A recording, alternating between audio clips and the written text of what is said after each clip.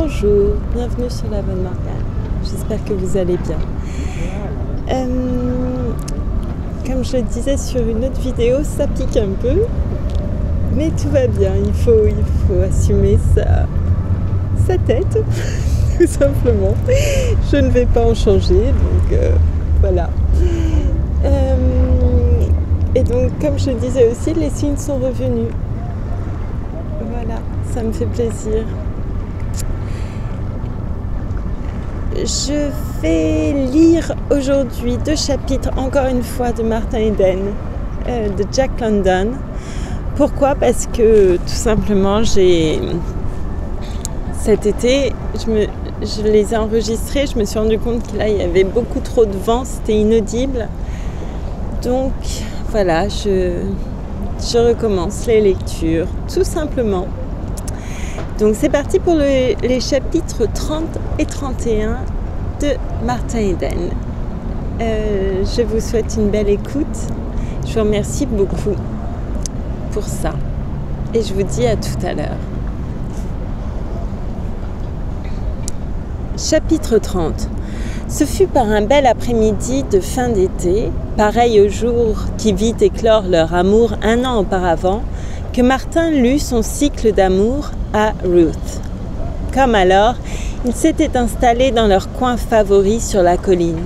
De temps à autre, elle avait interrompu sa lecture par des exclamations de plaisir et, lorsqu'il eut rangé la dernière feuille avec les autres, il attendit son jugement. Elle le fit attendre, puis parla avec des pauses, hésitant à exprimer la dureté de sa pensée. « Je les trouve très beaux, vraiment très beaux. Mais vous ne pouvez pas les vendre, n'est-ce pas ? Vous comprenez ce que je veux dire ?» dit-elle d'une voix presque implorante. « Votre littérature est invendable. Il y a quelque chose là-dedans qui vous empêche de gagner votre vie. Peut-être est-ce la faute des autres, mais chérie, comprenez-moi bien.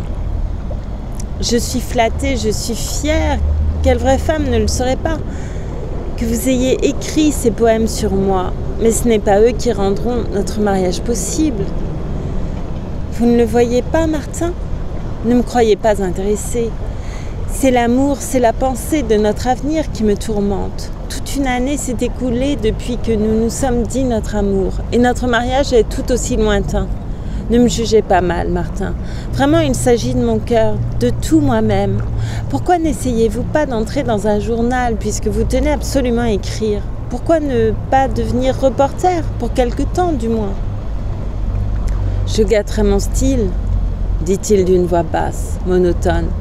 Vous ne savez pas les efforts que j'ai faits pour acquérir mon style. Mais ces nouvelles, insista Ruth, vous appeliez cela du gros ouvrage, et vous en avez écrit beaucoup. Est-ce qu'elles n'ont pas aussi gâté votre style ? Non, c'est différent. Les nouvelles se faisaient toutes seules après une longue journée de travail de style, mais la besogne d'un reporter est de toutes les minutes et l'absorbe complètement.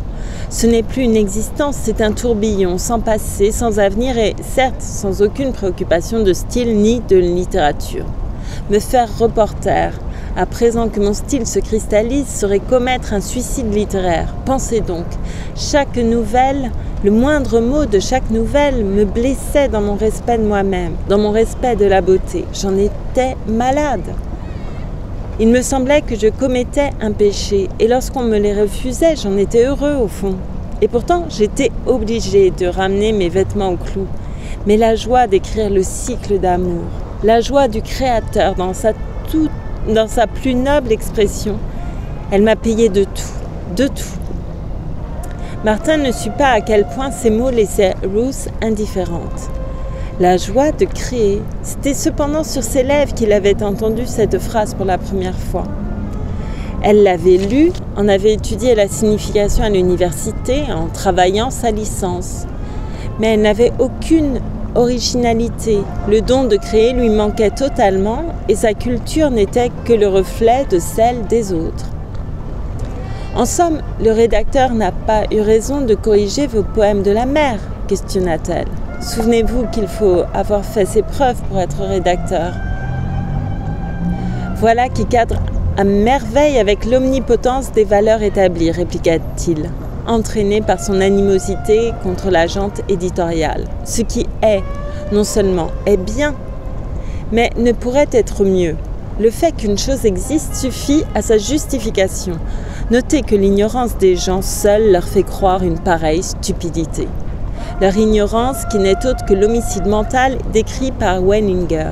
Il se figure qu'ils pensent et ce sont ces êtres sans pensée qui s'érigent en arbitre de ceux qui pensent vraiment. Il se tut, s'étant aperçu qu'il avait parlé au-delà de la compréhension de Ruth. « Je ne connais pas ce Weininger, dit-elle.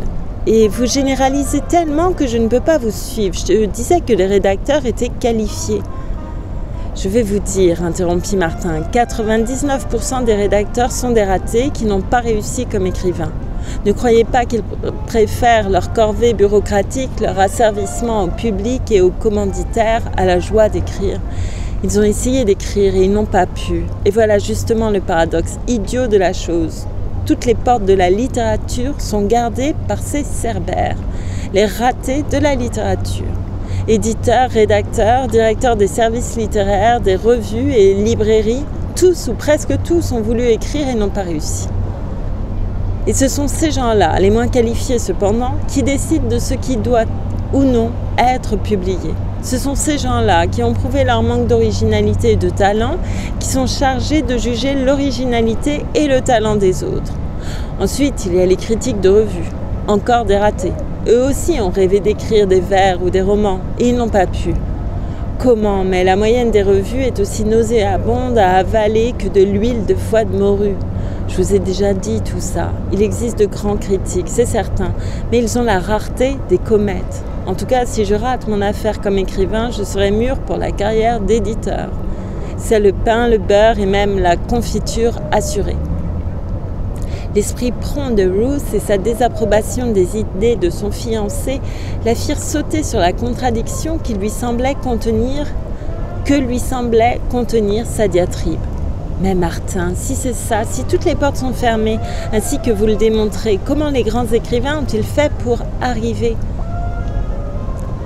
En accomplissant l'impossible, répondit-il. Ils ont fait des choses si merveilleuses, si inouïes, qu'à leur flamme les portes d'airain ont fondu. Ils sont arrivés par miracle, à 1000 contre 1. Ils sont arrivés parce qu'ils étaient pareils aux géants balafrés de Carlyle, que rien ne peut abattre. Et voilà ce qu'il faut que j'accomplisse, l'impossible. Mais si vous manquez votre but, Martin, et puis vous semblez oublier que j'existe, moi. Si je le manque, il la regarda un instant comme si l'hypothèse qu'elle venait d'énoncer était impossible. Puis son visage s'éclaira. Si je le manque, je serai éditeur et vous serez la femme d'un éditeur. Elle fronça le sourcil à cette plaisanterie avec une si adorable moue qu'il la prit dans ses bras et la couvrit de baisers. Ça suffit, déclara-t-elle en se dégageant par un effort de volonté de la douceur de son étreinte. J'ai discuté avec mes parents. Jamais je ne leur avais tenu tête ainsi et je me suis comportée en fille très peu obéissante. Ils sont contre vous, Martin, mais je les ai tellement convaincus de mon amour pour vous qu'à la fin, mon père a déclaré accepter que vous entriez dans ses bureaux. Si vous voulez. Il a même dit de lui-même qu'il vous paierait suffisamment dès le début pour que nous puissions nous marier et avoir une petite maison quelque part. Ce qui est très gentil, n'est-ce pas ? Martin, le cœur désespéré, émit quelques sons inarticulés, tout en cherchant machinalement dans sa poche de quoi rouler une cigarette. En vain, puisqu'il n'avait plus ni tabac ni papier sur lui, et Ruth continua. Franchement, et j'espère que je ne vous froisse pas, je vous le dis pour que vous sachiez exactement à quoi vous en tenir. Il n'aime pas vos opinions radicales et vous trouve paresseux. Bien entendu, je sais, moi, que vous ne l'êtes pas, que vous travaillez beaucoup, au contraire. À quel point elle ne s'en doute certes pas, se dit Martin. Bien, dit-il, et quant à mes opinions, me croyez-vous vraiment radical ? Il la tint sous son regard, attendant sa réponse. Vos opinions, eh bien, je les trouve assez déconcertantes, dit-elle. Il était renseigné, et la vie lui parut tout à coup si terne, si grise, qu'il en oublia son offre d'une situation chez son père. Quant à Ruth, maintenant que son jalon était posé, elle décida d'attendre et puis de remettre la question sur le tapis à un moment plus favorable. Elle n'attendit pas longtemps. Martin avait, lui aussi, une question à lui poser. Il désirait s'assurer de la mesure exacte de sa foi en lui. En l'espace d'une semaine, les 2 questions furent résolues, hâtées par la lecture que lui fit Martin de « La honte du soleil ». « Pourquoi donc ne faites-vous pas de reportage » demanda-t-elle quand il eut achevé. « Vous aimez tant écrire et je suis sûre que vous réussiriez. Vous monteriez vite et vous vous feriez un nom. Il y a un grand nombre de correspondants spéciaux. Leurs salaires sont élevés et leur champ d'activité infini. On les envoie partout, au cœur de l'Afrique, comme Stanley, à Rome pour interviewer le pape ou au Tibet, explorer les régions inconnues. » « Alors vous n'aimez pas mon essai ?» fit-il en insistant. « Vous croyez que j'ai quelques chances dans le journalisme et aucune dans la littérature. » Mais si, je l'aime. C'est agréable à lire, mais je crains que les lecteurs ne le comprennent pas. En tout cas, moi, je ne le comprends pas. Bien que ça me paraisse beau, votre argot scientifique me dépasse. Vous savez, chérie, vous êtes un extrémiste et ce qui vous semble intelligible peut très bien sembler inintelligible au commun des mortels. Je suppose que c'est le jargon philosophique qui vous ennuie, fut tout ce qu'il put dire. Il flambait encore de sa lecture sous l'impression de la pensée la plus mûre qu'il ait jamais exprimée et le verdict de Ruth l'assommait brutalement. Ne vous attachez pas à la forme qui laisse peut-être à désirer, insista-t-il, mais dans le fond, dans la pensée, n'y voyez-vous rien ? Elle secoua la tête. Non, c'est différent de tout ce que j'ai lu. J'ai compris Maeterlinck. Vous avez compris son mysticisme, lança Martin. Oui, mais ce que vous avez voulu exprimer et ce que je suppose devoir être une attaque contre Maeterlinck, je ne le comprends pas. Naturellement, si l'originalité compte pour quelque chose, il l'interrompit d'un geste impatient puis se rendit compte tout à coup qu'elle parlait même depuis un certain temps. Après tout, vous avez écrit pour vous amuser, disait-elle. À présent, vous avez assez joué. Il est temps de prendre la vie au sérieux. Notre vie, Martin. Jusqu'à présent, vous n'avez pensé qu'à la vôtre. Vous me demandez de prendre un emploi. Oui, papa a proposé. Je sais, interrompit Martin, mais ce que je veux savoir, c'est si oui ou non vous avez perdu votre foi en moi. Elle lui prit la main et des larmes montèrent à ses yeux. En votre avenir littéraire, oui, chérie, avoua-t-elle tout bas. Vous avez beaucoup lu de mes élucubrations, poursuivit-il avec brusquerie. Qu'en pensez-vous? N'y a-t-il aucun espoir par rapport aux autres? Comment est-ce? Mais ils vendent leurs œuvres et vous, non? Vous ne répondez pas à ma question. Croyez-vous vraiment que je n'ai aucune vocation littéraire? Alors je vais vous répondre. Elle ramassa tout son courage. Non, je ne crois pas que vous soyez douée pour ça. Pardonnez-moi, chérie. Vous me demandez de vous le dire et vous savez que je m'y connais en littérature un peu plus que vous. Oui, vous êtes licenciée à Sled, dit-il pensivement, vous devez savoir. Mais je veux encore vous dire ceci, poursuivit-il après un silence pénible. Je sais ce que j'ai en moi. Personne ne le sait que moi. Je sais que je réussirai et je ne veux pas qu'on m'étouffe. Je ne vous demande pas de croire en moi, ni en mon avenir littéraire. Tout ce que je vous demande, c'est de m'aimer et d'avoir foi en mon amour. Et d'avoir foi en l'amour. Il y a 1 an, je vous ai demandé 2 ans. J'ai 1 an encore devant moi. Et je crois vraiment, je vous en donne ma parole d'honneur, qu'avant 1 an, j'aurais réussi. Vous rappelez-vous ce que vous m'avez dit il y a longtemps, que je devais faire d'abord mon apprentissage. Je l'ai fait et bien fait, je vous jure, puisque vous m'attendiez. Savez-vous que j'ai oublié ce que c'est de dormir paisiblement? Autrefois, il me semble qu'il y a des siècles, je dormais tout mon sou. Et il me réveillait quand j'avais assez dormi. Maintenant, c'est toujours la sonnerie qui me réveille. Que je m'endorme tôt ou tard, je dors le même nombre d'heures. Remonter la pendule et éteindre la lampe sont mes 2 derniers actes conscients. Quand je commence à avoir sommeil, je change le livre trop ardu que je lis contre un autre plus léger. Et quand je m'endors dessus, je me donne des coups de poing sur la tête pour chasser le sommeil. J'ai lu l'histoire d'un homme qui avait peur de dormir, celle de L.A. de Kipling. Cet homme s'était fixé un éperon de telle manière que la molette d'acier lui entrait dans la chair quand il cédait au sommeil. Eh bien, j'ai fait la même chose. Je regarde l'heure et je décide de ne pas détacher l'éperon avant minuit, ou 1 heure, ou 2 ou 3 heures du matin. Et j'éperonne ma chair fatiguée jusqu'à l'heure dite. Cet éperon est mon camarade de lit depuis des mois. Ma rage de travail est devenue si grande que je ne dors même plus 5h30. J'en dors 4 à présent. Je suis affamée de sommeil. Il y a des moments où j'ai des vertiges à cause de mon manque de sommeil. Des moments où la mort, qui procure le repos et le sommeil, me tente. Des moments où je suis hantée par ces vers de Longfellow. The sea is still and deep. All things within its bosom sleep. A single step and all is over. A plunge, a bubble and no more. La mer est muette et profonde. Toute chose dort dans son sein. Un seul pas et tout est fini. Un plongeon, une bulle et plus rien. Bien entendu, ça ne dure pas.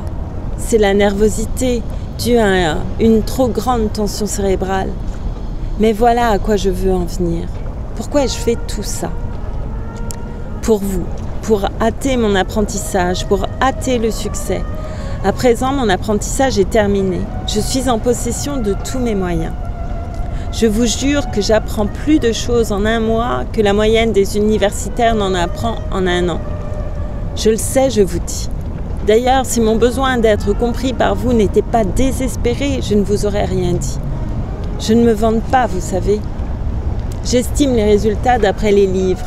À présent, vos frères sont des barbares ignorants à côté de moi et de la somme de connaissances que j'ai arrachées aux livres pendant qu'ils dormaient, eux. Autrefois, je voulais être célèbre. Maintenant, ce que je veux, c'est vous.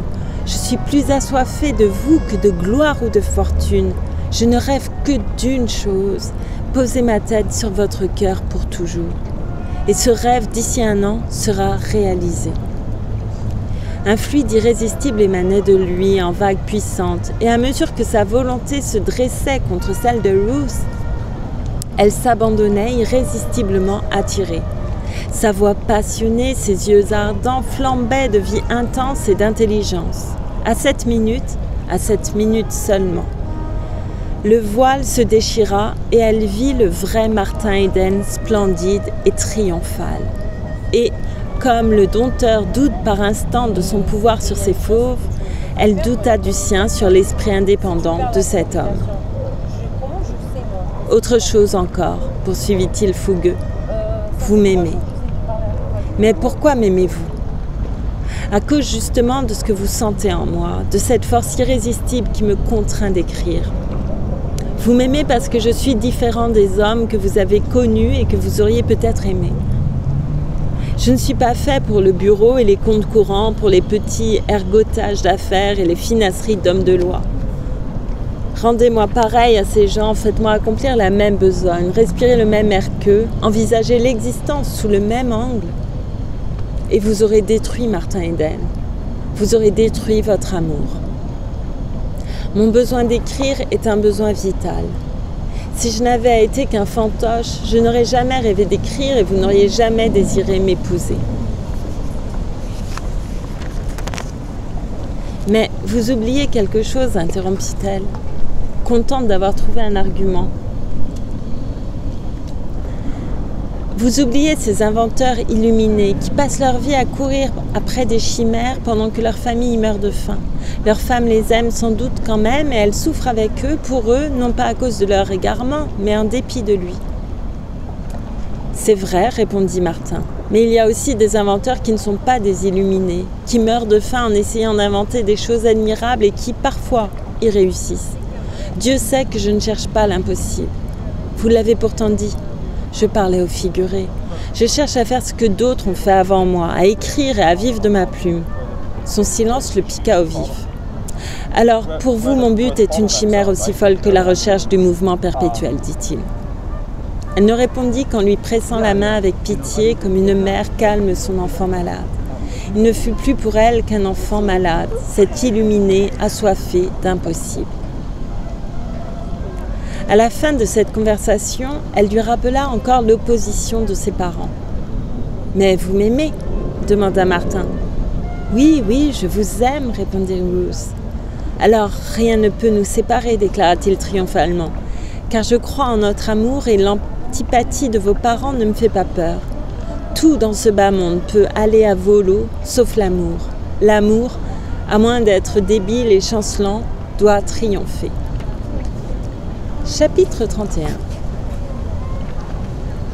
Martin avait rencontré par hasard sa sœur Gertrude dans Broadway. Hasard favorable, mais assez déconcertant, comme on va le voir.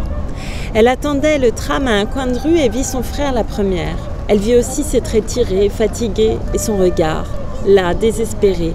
Il l'était, car le monde piété avait refusé de lui prêter quelques dollars de plus sur sa bicyclette. Le mauvais temps ayant fait son apparition, Martin avait engagé son vélo et retiré son complet noir. « Voilà le complet noir », avait répondu le prêteur sur gage, qui connaissait son actif dans le moindre détail. « Mais si j'apprends jamais que vous l'avez engagé chez ce juif Lipka », Martin, effrayé de la menace sous-entendue, se hâta de répondre « Non, non, j'en ai besoin, il faut que je le mette. » « Bon, dit l'usurier, radouci, mais vous n'aurez pas un sou de plus, je ne peux pas y être de ma poche. » Je ne veux pas y être de ma poche. Mais c'est une bicyclette de 40 $ en parfait état, insista Martin. Et vous ne m'en avez donné que 7. Non, même pas, 6,25 $. Puisque vous avez pris l'intérêt d'avance. Si vous voulez davantage, apportez le complet. Et Martin était sorti de la misérable boutique si désespéré que sa sœur en fut frappée. À peine se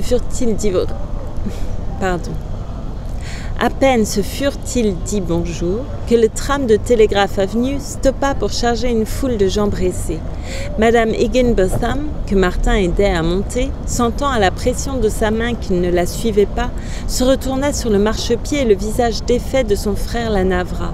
« Tu ne viens pas » dit-elle, et aussitôt elle redescendit. « Non, je marche, il faut faire de l'exercice. » « Je t'accompagne un bout de chemin, déclara-t-elle. Ça me fera peut-être du bien. Je ne me sens pas dans mon assiette depuis quelques jours. Martin lui jeta un coup d'œil.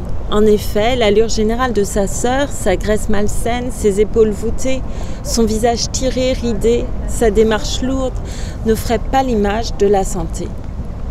« Tu ferais mieux de t'arrêter là, dit-il au prochain carrefour, où déjà elle reprenait haleine, et de grimper dans le prochain tram. Dieu, que je suis déjà fatiguée, fit-elle, essoufflée. Je suis aussi capable de marcher que toi, avec les souliers que tu as aux pieds. Ils sont si usés qu'ils te lâcheront avant d'arriver à North Auckland. J'en ai une autre paire chez moi, dit-il. Viens dîner demain, suggéra Gertrude brusquement. Bernard n'y sera pas, il va à San Leandro pour affaires. Martin secoua la tête, mais ne put réprimer l'expression affamée de ses yeux à la pensée d'un dîner. Tu n'as pas le sou, Marthe. C'est pour ça que tu vas à pied. De l'exercice. Elle s'efforça de renifler avec mépris, mais le mépris resta en route. Attends, laisse-moi voir. Et fouillant dans son sac, elle lui glissa une pièce de 5 $ dans la main. J'ai oublié de te souhaiter ton dernier anniversaire, Marthe, murmura-t-elle, confuse. Instinctivement, Martin avait refermé la main sur la pièce d'or. Puis, il se dit qu'il ne devait pas accepter et se débattit dans les affres de l'indécision. Cet argent signifiait la nourriture, la vie, la lumière pour son corps et son cerveau. Pouvoir continuer d'écrire et, qui sait, d'écrire peut-être l'œuvre qui lui rapporterait de l'or, beaucoup d'or. Dans son esprit flamboyèrent les titres de 2 essais qu'il venait d'achever, Les grands prêtres du mystère et Le berceau de la beauté. Il les vit sous la table, parmi le monceau de manuscrits renvoyés qu'il ne pouvait plus affranchir. Ceux-là, personne ne les connaissait et ils n'étaient pas inférieurs au reste. Si seulement il avait de quoi les affranchir. Puis la certitude de l'ultime succès s'affirma. Il sentit sa faim et, d'un geste vif, il empocha la pièce. « Je te le revaudrai 100 fois, Gertrude, fit-il avec effort, la gorge contractée, les yeux humides. Souviens-toi de ce que je te dis. Avant la fin de l'année, je te remettrai dans la main une 100aine de pièces pareilles. Je ne te demande pas de me croire. Attends et tu verras. » Elle n'en crut rien, bien entendu, et un peu gênée, sans chercher à ruser davantage. « Je sais que tu as faim, Marthe, dit-elle. Ça se voit tout de suite. Viens manger quand tu voudras. Je t'enverrai un des enfants pour t'avertir quand M. Higginbotham ne sera pas là. Et Marthe, écoute. » Il attendit, mais il se doutait de ce qu'elle allait dire. « Tu ne crois pas qu'il serait temps de te trouver du travail ?»« Tu ne crois pas à ma réussite, répliqua-t-il. Elle secoua la tête. « Personne ne croit en moi, Gertrude, personne. Que moi. » Le ton de sa voix était passionné. « J'ai déjà fait du bon travail, beaucoup de bon travail, et tôt ou tard, il se vendra. »« Comment sais-tu qu'il est bon ? Parce que... » Il s'arrêta, sentant qu'il était inutile de lui expliquer la raison de sa confiance. « Mon Dieu, parce que c'est meilleur que presque tout ce qui paraît dans les revues. »« Je voudrais que tu sois raisonnable, dit-elle timidement, mais satisfaite d'avoir deviné ce qui le tourmentait. Je voudrais que tu sois raisonnable et que tu viennes dîner demain à la maison. » Quand elle fut montée dans le tram, Martin courut à la poste, acheta pour $3 de timbre et, plus tard, en allant chez les Morse, il y retourna, fit peser un gros paquet de longues et volumineuses enveloppes, puis les affranchit minutieusement. Ce fut une nuit mémorable pour Martin, car il rencontra Ruth Brissenden. Comment il se trouvait là, de qui il était l'ami, qui l'avait amené? Il n'en savait rien et n'eut pas la curiosité de le demander à Ruth. Au premier abord, Martin le trouva superficiel et sans intérêt. 1 heure plus tard, il décida que Brissenden était par-dessus le marché un sauvage à la manière dont il allait d'une pièce à l'autre, dont il fixait les tableaux et fouillait sans façon dans les livres et les magazines qu'il prenait sur la table ou sur un rayon de la bibliothèque. C'était la première fois qu'il venait dans cette maison, mais sans s'occuper de personne. Il finit par se pelotonner dans un profond fauteuil, tira de sa poche un mince volume et s'y plongea, s'isolant complètement du reste de l'assemblée. Tout en lisant, il se passait une main distraite et caressante dans les cheveux. Martin cessa ensuite de l'observer. Plus tard cependant, il l'entendit plaisanter avec succès au milieu d'un essaim de jeunes femmes. Le hasard fit que Martin, en s'en allant, rattrapa Brissenden dans la rue. « Ah, c'est vous » dit Martin. L'autre eut un grognement revêche, mais emboîta le pas. Ils se turent tous deux assez longtemps. Quelle solennelle vieille came! La soudaineté et la virulence de cette exclamation surprirent Martin et l'amusèrent, tout en ne diminuant en rien son antipathie pour le personnage. «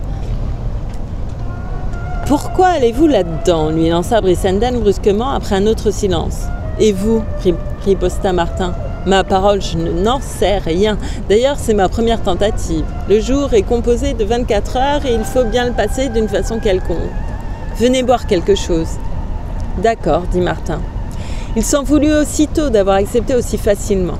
À la maison l'attendaient plusieurs heures de gros ouvrages, à bâcler avant d'aller se coucher, ainsi qu'un volume de Westman, sans compter l'autobiographie d'Herbert Spencer, dont le tour aventureux le passionnait autant que le plus intéressant roman. Pourquoi perdrait-il son temps avec cet homme qui lui déplaisait? Ce n'était ni à cause de l'homme, ni à cause de la boisson qu'il avait acceptée, c'était à cause des vives lumières, des glaces, de l'étincellement des cristaux et de l'argenterie, des visages heureux et riants, du brouhaha des voix. Oui, de ça surtout. Il avait besoin d'entendre les voix de ces hommes heureux arrivés qui claquent joyeusement leur argent. Il se sentait seul, terriblement seul. Voilà pourquoi il avait sauté sur l'invitation comme la bonite saute sur le chiffon blanc au bout de l'hameçon. Depuis Joe, à Shelley Hot Springs, et à l'exception des verres de vin qu'il prenait avec l'épicier portugais, Martin n'avait pas mis les pieds dans un bar. La fatigue cérébrale ne lui donnait pas, comme l'éreintement physique, l'impérieux besoin de boire et il n'en était nullement privé. À ce moment-là, c'est de l'atmosphère du bar dont il eut envie, bien plus que de la boisson elle-même. Le Grotto les accueillit, ils s'étalèrent dans de confortables fauteuils, burent du scotch et discutèrent. Ils causèrent de bien des choses, chacun à son tour commandant le whisky. Martin, qui avait la tête extrêmement solide, admirait la capacité de son partenaire et s'interrompait parfois pour admirer sa conversation. Il ne fut pas long à découvrir que Brissenden savait tout et à estimer qu'il était le second homme vraiment intellectuel qu'il eût rencontré. Cependant, Brissenden possédait ce qui manquait au professeur Caldwell, la flamme, la flamboyante vision intérieure, le rayonnement spontané du talent. Sa parole jaillissait comme une source de vie. Ses lèvres minces prononçaient des phrases coupantes, cinglantes, d'autres douces, veloutées, de caressantes phrases de beauté et de lumière, qui reflétaient tout le mystère insondable de la vie. D'autres fois encore, les lèvres minces claironnaient le tumulte des combats cosmiques et des phrases couleur d'argent lunaire, étincelantes comme un ciel étoilé, qui résumaient toute la science avec des mots de poète. Martin avait oublié sa première impression hostile. Il trouvait enfin ce que les livres lui avaient promis, une intelligence, un homme vivant qu'il regardait avec respect. « Je suis par terre, dans la boue, à vos pieds », se répétait-il. « Vous avez étudié la biologie » dit-il tout haut. À sa stupéfaction, Brissenden secoua la tête. « Mais vous émettez des vérités que la biologie seule peut donner » insista Martin, tandis que l'autre le regardait d'un air vague. « Vos conclusions sont les mêmes. »« Enchanté de l'apprendre » répondit l'autre. « Il m'est très rassurant de savoir que mes pauvres connaissances m'ont amené à la vérité par un raccourci. Quant à moi, je ne me préoccupe jamais de savoir si j'ai raison ou non. Cela n'a aucune importance. L'homme ne peut jamais atteindre à l'ultime vérité. »« Vous êtes un disciple de Spencer » s'écria Martin triomphalement. « Je ne l'ai pas ouvert depuis mon adolescence, et même alors, je n'ai lu que son éducation. » « Je voudrais savoir ce que vous savez et l'avoir appris aussi facilement, déclara Martin une demi-heure plus tard, après avoir analysé attentivement le bagage intellectuel de Brissenden. D'un seul coup, vous trouvez la solution juste. Par un raccourci qui tient du prodige, vous arrivez à la vérité. Oui, c'est ce qui inquiétait beaucoup le père Joseph et le frère Dutton, répondit Brissenden. Oh non, ajouta-t-il, je ne suis rien du tout. Un hasard heureux m'a fait faire mon éducation dans un collège catholique. Et vous ? Où avez-vous ramassé ce que vous savez ? Martin le lui raconta. En même temps, il étudiait Brissenden depuis sa longue et mince figure aristocratique et ses épaules tombantes jusqu'à son par-dessus jeté sur la chaise voisine dont les poches bâillaient, déformées par les livres qui les bourraient. Le visage de Brissenden et ses longues mains fines étaient hâlés par le soleil, extrêmement hâlés, ce qui intrigua Martin. Il était évident que Brissenden n'était pas un sportif. Comment le soleil avait-il pu le hâler ainsi ? Quelque chose de morbide se cachait là-dessous, se dit Martin, revenant à l'étude de ce visage étroit, aux pommettes saillantes, aux joues creuses, au nez aquilin, le plus fin, le plus délicat que Martin eût jamais vu. La grandeur ni la couleur de ses yeux n'avaient rien de remarquable. Ils étaient moyens et d'un marron banal. Mais en eux couvait une flamme étrangement complexe, contradictoire. Il défiait ses yeux fiers et durs à l'excès et en même temps éveillait la pitié. Et Martin le plaignit sans savoir pourquoi. « Oui, je suis tuberculeux », déclara Brissenden un instant plus tard, négligemment après avoir dit qu'il revenait d'Arizona. « J'y ai vécu 2 ans à cause du climat. » « Vous n'avez pas peur du climat d'ici ? » « Peur ?» Il n'avait mis dans cette interrogation nulle emphase. « Peur ?» Mais Martin lut sur ce visage ascétique que cet homme n'avait peur de rien. Les yeux fixes ressemblaient à ceux des aigles. Le nez aux narines dilatées, défiant, agressif, était semblable au bec d'un oiseau de proie. « Magnifique », résuma Martin en lui-même. Puis tout haut, il cita le poète. « Under the blood-joining of chance, my head is bloody but unbowed. » Sous les coups de massue du hasard, ma tête saigne, mais ne se courbe pas.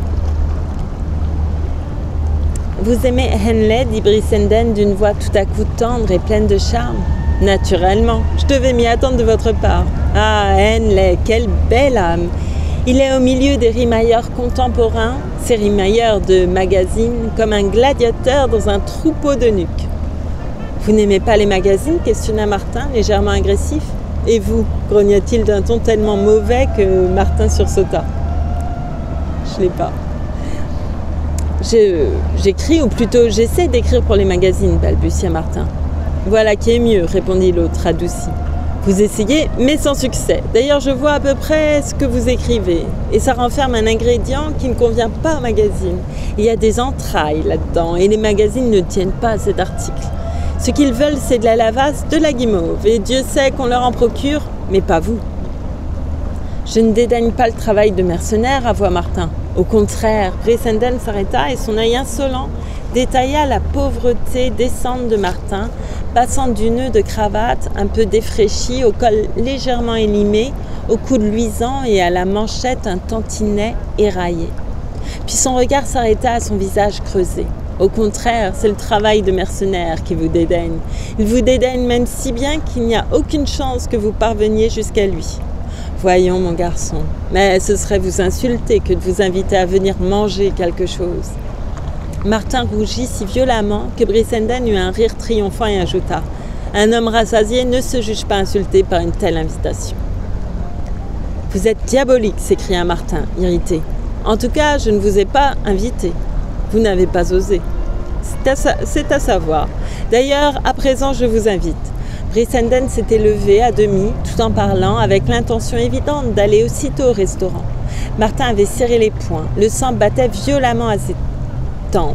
« Attention, mesdames et messieurs, il les avale tout cru, s'écria Brissenden, imitant le bonimenteur d'un fameux mangeur de serpents qui faisait courir tout Auckland à ce moment-là. « De vous, je ne ferai certainement qu'une bouchée, lança Martin, en toisant à son tour d'un œil insolent la misérable anatomie de l'autre. « Seulement, je n'en vaux pas la peine. »« Si, réfléchit Martin, mais c'est l'incident qui n'en vaut pas la peine. » Il éclata de rire, d'un rire bon enfant, sans arrière-pensée. « J'ai été idiot, Brissenden. J'ai faim, vous l'avez deviné. Ce sont des phénomènes fort ordinaires et qui n'ont rien de déshonorant. Vous voyez, je ris des petits préjugés courants de la foule, et puis vous arrivez, et d'un trait juste, acéré, vous me démontrez que je suis moi-même l'esclave de ces misérables petits préjugés. Vous êtes cru insulté, hein? Il y a un instant, oui. Un préjugé de jeunesse, vous savez. J'ai eu cette mentalité autrefois et il m'en reste encore quelque chose. C'est mon petit musée de fossiles personnels. Mais la porte est fermée maintenant? Verrouillée. Sûr? Absolument. Alors, allons manger quelque chose. C'est bien, je vous suis, répondit Martin qui voulut changer sa dernière pièce de $2 pour payer les whisky. Mais Brissenden, rudoyant le garçon, remit sa pièce sur la table. Martin l'empocha avec une grimace et sentit à cet instant la main de Brissenden se poser avec sympathie sur son épaule. Et voilà, c'est la fin du chapitre 32 de Martin Eden de Jack London. C'est un plaisir à relire, même peu de temps après l'avoir déjà lu. Je vous remercie beaucoup. Je vais aller ranger mes petits yeux. En fait, non, je vais enchaîner avec une autre lecture, mais qui sera publiée plus tard, beaucoup plus tard, je pense. Voilà. Je vous remercie. À très bientôt et prenez bien soin de vous. Merci beaucoup.